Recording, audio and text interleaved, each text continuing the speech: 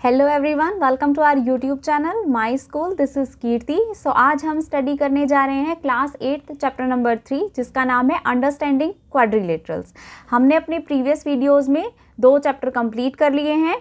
सो आज हम 3rd chapter start करेंगे। सो चलिए बिना देर किए स्टार्ट करते हैं। पहले हम पढ़ लेते हैं इंट्रोडक्शन इस चैप्टर के बारे में कि इस चैप्टर में हम पढ़ने क्या जा रहे हैं। हमने शेप्स के बारे में पढ़ा होगा कि शेप्स क्या होती हैं, अब हम उनके बारे में स्टडी करेंगे। सो सबसे पहले हम देख लेते हैं कर्व क्या होते हैं। सबसे पहले आप देखिए एक प्लेन सरफेस होता है, उसमें बहुत सारे पॉइंट्स होते हैं जिनको हम जॉइन करके एक लाइन ड्रॉ करते हैं।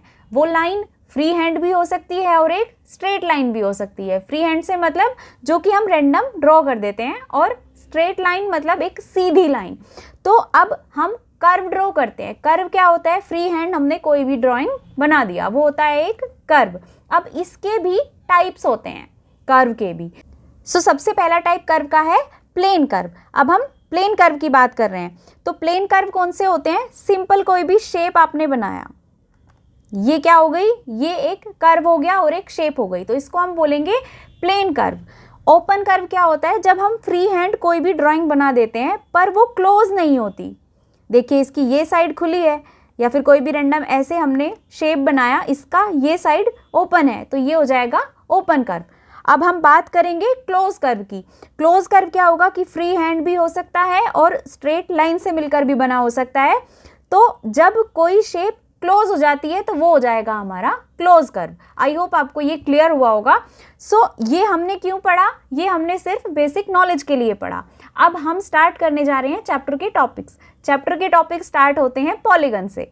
अब हम पहले डेफिनेशन देखेंगे पॉलीगन होता क्या है। A simple closed curve made up of only line segment is called polygon. एक क्लोज कर्व, देखिए मैंने आपको बताया ओपन कर्व और क्लोज कर्व। तो ओपन कर्व तो फ्री हैंड ड्राइंग होती है, पर पॉलीगन हम किसको बोलेंगे? जो क्लोज कर्व होगा, जिसकी कोई भी साइड ओपन नहीं होगी। A simple closed curve made up of only line segment. Free hand drawing भी नहीं होनी चाहिए, क्योंकि फ्री हैंड क्यों नहीं होनी चाहिए वो आगे देखेंगे हम, क्योंकि उसको कैलकुलेट करना इजी नहीं होता है, उसको हम पॉलीगन नहीं बोलेंगे। तो जो पॉलीगन होता है वो पहले तो कर्व क्लोज होना चाहिए, लाइन सेगमेंट से मिलकर बना होना चाहिए, उसको हम कहेंगे पॉलीगन। अब इसके अगर हम एग्जांपल लें तो रेक्टेंगल देखिए, ये एक रेक्टेंगल है, ये क्या हुआ? ये हुआ एक पॉलीगन। स्क्वायर भी एक पॉलीगन होगा, क्योंकि ये क्लोज, कर्व भी क्लोज है और लाइन सेगमेंट से मिलकर बना है, तो ये हो जाएगा पॉलीगन। तो अब हम पॉलीगन के बारे में पढ़ेंगे आगे इस चैप्टर में कि हम पॉलीगन के एंगल्स और इसका क्लासिफिकेशन। सबसे पहले हम क्लासिफिकेशन देखेंगे। सो पॉलीगन मैंने आपको बताया कि शेप कोई भी हो सकती है, बस कर्व क्लोज होना चाहिए और स्ट्रेट लाइन से मिलकर बना होना चाहिए। तो अगर लाइन 3 है हमारे पास, 3 लाइन से मिलकर बना है, तो उसको हम बोलेंगे ट्रायंगल, जिसकी 3 साइड्स होंगी। जिस शेप की 3 साइड होती हैं उसको बोलते हैं ट्रायंगल, और वो पॉलीगन भी होता है। ट्रायंगल भी एक पॉलीगन है। सो अगर किसी भी शेप की 4 साइड्स हो और वो लाइन से मिलकर बना हो, तभी हम साइड कैलकुलेट कर पाएंगे, तो वो हो जाएगा क्वाड्रिलेटरल। जिसकी 4 साइड्स होती हैं उसको बोलते हैं क्वाड्रिलेटरल्स। इसी तरीके से 5 साइड वाली शेप को बोलते हैं पेंटागन, 6 साइड वाली शेप को बोलते हैं हेक्सागन, 7 साइड वाली शेप को बोलते हैं हेप्टागन, और 8 साइड वाली शेप को क्या बोलेंगे? ऑक्टागन। जिसमें 9 साइड्स होंगे जिस शेप में, उसको क्या बोलेंगे? नोनागन। और 10 साइड वाली शेप को बोलेंगे डेकागन। ये आपको याद कर लेना है, क्योंकि ये आगे तक आपके काम आएगा। सो ये हमने एक डायग्राम यहाँ पर लगाया है, ये आप लोग स्क्रीनशॉट भी ले सकते हैं और ऐसे भी याद कर सकते हैं। अब हम क्या पढ़ेंगे? डायगोनल के बारे में पढ़ेंगे। डायगोनल क्या होता है? मान लीजिए ये कोई भी शेप है, ये क्या है? एक रेक्टेंगल। इसके 4 वर्टिसेस हैं, 1 2 3 4। अब इन 2 वर्टिसेस को मिलाने वाली लाइन, 2 ऑपोजिट वर्टिसेस को मिलाने वाली लाइन, उसको क्या बोलेंगे? उसको हम बोलेंगे डायगोनल। इसमें कितने डायगोनल्स होंगे? रेक्टेंगल में 2 डायगोनल्स होंगे, क्योंकि इसके 2 ऑपोजिट वर्टिसेस हैं, तो ये दोनों इसके डायगनल हो जाएंगे। आई होप आपको डायगनल क्लियर हुआ होगा। हर शेप का डायगनल अलग अलग तरीके से ड्रॉ होता है, वो आप जैसे जैसे आगे बढ़ेंगे तो देखते जाएंगे। नेक्स्ट टॉपिक क्या है हमारा, अब हम पॉलीगन के टाइप पढ़ेंगे। अब पॉलीगन के टाइप क्या क्या हो सकते हैं। मान लीजिए शेप तो है, पर हमें पता करना है कि किस टाइप का पॉलीगन है। इससे रिलेटेड क्वेश्चंस आपके एक्सरसाइज में भी दिए होंगे, तो वो हम कैसे पता करेंगे। एक होता है कॉन्वेक्स पॉलीगन, ये हम 4 तरीके के पढ़ेंगे। सबसे पहला है कॉन्वेक्स पॉलीगन, दूसरा है कॉनकेव पॉलीगन, और तीसरा है रेगुलर पॉलीगन, चौथा है इर्रेगुलर पॉलीगन। पहले हम पढ़ेंगे कॉन्वेक्स पॉलीगन। इसकी 2 प्रॉपर्टी मैं आपको बताऊंगी, वो आपको याद रखनी है। देखिए ये क्या है, ये हमारी एक शेप है जो कि है रेक्टेंगल। इसका जब हम डायगोनल ड्रॉ करते हैं रेक्टेंगल का, तो ये ऐसे ड्रॉ किया, तो ये डायगोनल हमेशा कॉन्वेक्स पॉलीगन में हम अंदर की तरफ ड्रॉ करेंगे। इस शेप में कितने डायगोनल बनेंगे, पहले तो आप ये देखिए, 2 डायगोनल बनेंगे। तो दोनों डायगोनल हम शेप के इंटीरियर अंदर की तरफ ड्रॉ करेंगे। एक प्रॉपर्टी तो हो गई ये कि डायगोनल विल बी इनसाइड होंगे।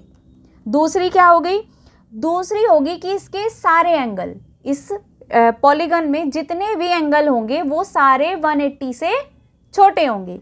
All angles less than 180 degree. अब अगर आप यहां पर देखें शेप में कितने एंगल्स हैं हमारे पास, 4 एंगल हैं। इसके चारों एंगल 180 से छोटे होंगे, तो ये क्या होगा, ये हो गया एक कॉन्वेक्स पॉलीगन। अगर हम बात करें कॉनकेव पॉलीगन की, कॉनकेव पॉलीगन क्या होता है, कॉनकेव पॉलीगन का एटलीस्ट एक एंगल जो होता है वो ग्रेटर देन 180 होता है। एक प्रॉपर्टी तो हो गई ये, एक हमने बताई एंगल वाली प्रॉपर्टी, एक बताएंगे हम डायगोनल वाली प्रॉपर्टी।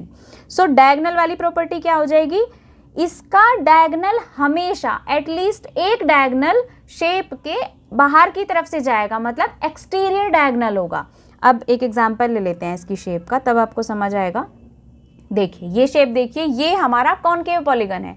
अब इसका एक एंगल 180 डिग्री से ज्यादा दिखाई दे रहा है आपको, एक प्रॉपर्टी तो यहाँ पर प्रूव हो गई। दूसरी प्रॉपर्टी क्या है कि एटलीस्ट एक डायगोनल हमारा क्या होगा, एक्सटीरियर होगा, आउटसाइड में होगा। तो ये हो गया हमारा एक डायगोनल इसका बाहर की तरफ, तो ये हो गया हमारा कॉनकेव पॉलीगन। आई होप आपको 2 क्लियर हुए होंगे। इन दोनों में हम 2 प्रॉपर्टी हमें याद रखनी है, एक होगी एंगल बेस्ड प्रॉपर्टी, एक होगी डायगोनल बेस्ड प्रॉपर्टी। जो कॉन्वेक्स होगा उसके डायगोनल अंदर की तरफ होंगे, और जिसके डायगोनल अंदर की तरफ होंगे उसके सारे एंगल 180 से छोटे होंगे। ये याद रखने का तरीका है, आप कैसे भी याद रख सकते हैं इसको। और कॉनकेव होगा जिसका एटलीस्ट एक डायगोनल शेप के बाहर की तरफ जाएगा और एटलीस्ट एक एंगल 180 से ज्यादा होगा, तो वो हो जाएगा हमारा कॉनकेव पॉलीगन। इससे रिलेटेड आपको शेप्स दिखाई देंगी, एग्जाम्स में भी आते हैं क्वेश्चंस, और आपकी बुक की एक्सरसाइज में भी दिए होंगे, तो वो हम एक्सरसाइज में सॉल्व करेंगे, देन आपको क्लियर हो जाएगा। अब तीसरा टाइप है रेगुलर पॉलीगन। रेगुलर पॉलीगन की प्रॉपर्टी क्या होती है, ये जो पॉलीगन होते हैं ना, इनकी सभी साइड और सभी angle, all sides and all angles will be equal. सभी साइड इक्वल होंगी और सभी एंगल इक्वल होंगे। अब देखिए ये एक ट्रायंगल हमने बनाया, इसकी ये साइड इसके इक्वल है और ये साइड इसके, मतलब तीनों साइड इक्वल है। मान लीजिए ये ए है, बी है, सी है, so A equals to B equals to C. अब अगर एंगल की बात करें ए बी सी, तो angle A equals to angle B equals to angle C, तो ये हो जाएगा हमारा रेगुलर पॉलीगन का एग्जाम्पल। अगर हम बात करें इर्रेगुलर पॉलीगन की, तो इर्रेगुलर पॉलीगन में या तो साइड इक्वल होंगी या तो एंगल इक्वल होंगे, दोनों इक्वल नहीं होंगे। रेगुलर में दोनों इक्वल होने चाहिए और इर्रेगुलर में दोनों इक्वल नहीं होंगे। अगर हम बात करते हैं इस शेप की, ये देखिए, ये ना तो साइड्स इक्वल हैं और ना इनके एंगल इक्वल हैं, तो ये हो जाएगा हमारा इर्रेगुलर पॉलीगन। अब हम बात करेंगे इस चैप्टर के लास्ट टॉपिक की, जो है angle sum property. Angle sum property है क्या, पहले तो आप इसके नाम से समझिए, एंगल्स का सम। अब मैंने आपको बताया पॉलीगन बहुत सारी शेप्स हो सकती हैं, triangle, rectangle, octagon, hexagon, decagon, इस तरह करके बहुत सारी शेप होती हैं जो अलग अलग साइड से मिलकर बनी होती है। 3 साइड, 4 साइड, 5 साइड ऐसे करके बनी होती है, वो हो जाती है हमारी कोई पॉलीगन शेप। तो अब आपको पता होगा कि जो ट्रायंगल होता है उसके तीनों एंगल्स का सम क्या होता है, 180 डिग्री होता है। रेक्टेंगल के चारों एंगल्स का सम क्या होता है, 360 डिग्री होता है। पर ये आया कहाँ से, ये फॉर्मूला हमने कहीं से तो डिराइव किया होगा ना, तो वो आज हम पढ़ेंगे कि वो हमने कहाँ से डिराइव किया। देखिए, जो एंगल सम प्रॉपर्टी होती है, sum of angle of a polygon, एक पॉलीगन के सभी एंगल्स का सम इक्वल्स टू, इसके लिए एक फॉर्मूला होता है। फॉर्मूला क्या है, फॉर्मूला है number of sides minus 2 into 180। तो अब अगर हम एक एक करके निकालना शुरू करें, मतलब पहले हम निकालेंगे अगर ट्रायंगल के लिए, ये हमने बना लिया एक ट्रायंगल। सो ट्रायंगल के लिए क्या हो जाएगा, कितनी साइड्स हैं ट्रायंगल की, 3 साइड्स। सो 3 माइनस 2 मल्टीप्लाई 180 डिग्री, तो क्या आ जाएगा 180 डिग्री। देखिए यहाँ से आया, ट्रायंगल्स के तीनों एंगल का सम होता है 180 डिग्री। अब अगर हम बात करें रेक्टेंगल की, ये है हमारा रेक्टेंगल। अब रेक्टेंगल का अगर हम निकालते हैं, रेक्टेंगल के चारों एंगल्स का सम, कितनी साइड्स हैं रेक्टेंगल में, 4 साइड। सो 4 माइनस, फॉर्मूला में रखेंगे ये वैल्यू हम, 4 minus 2 multiply 180 degree. So 4 minus 2, 2 into 180 degree equals to 360 degree. इसी तरीके से 5 शेप वाला कोई, मान लीजिए पेंटागन हमने ले लिया, इसका हम निकालें तो कितने साइड्स हैं, 5 साइड्स हैं। 5 साइड्स 5 माइनस 2 इंटू 180 डिग्री, तो क्या आ जाएगा 3 into 180 degree equals to 540 degree. मतलब पेंटागन की एंगल्स का सम होगा 540 डिग्री। तो ये एक फॉर्मूला है जो कि आपको याद रखना है, आगे चलकर ये आपके काम आएगा। अभी हम एक्सरसाइज के क्वेश्चन सॉल्व करेंगे, देन आपको क्लियर हो जाएगा। सो हम एक्सरसाइज के क्वेश्चन सॉल्व करेंगे अपनी नेक्स्ट वीडियो में। सो अगर आपको वीडियो पसंद आया हो, so please like, share and subscribe our YouTube channel. मिलते हैं नेक्स्ट वीडियो में, तब तक के लिए thank you and bye bye.